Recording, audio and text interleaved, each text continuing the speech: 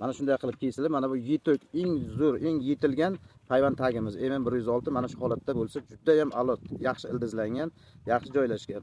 Bu birinchi sort MM106 hayvon tagimiz.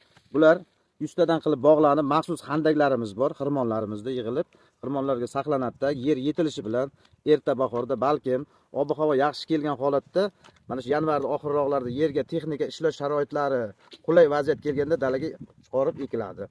Ya'ni buni maxsus birinchi dalaga ekiladi. Urug'li ko'chazor birinchi dalasiga ekamiz. 70 ga 10 sm dan 7-8 sm gacha ko'chat arosini, texnika agregat arosini 70 sm qilib ekiladi. Mana bu birinchi sorti, eng yetuk, eng yaxshi ildizlangan mana shu navdalari.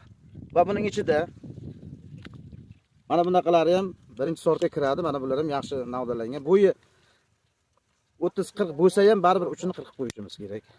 Mana sizlarga hozir eng juda zo'r bo'lgan, juda rivojlangan hayvon tagimizni mana ildiz sharoitlari, ildizlari ham juda ajoyib bo'lgan, ajoyib yetilgan birinchi sortlik eng oliy navimiz mana shu bo'ladi.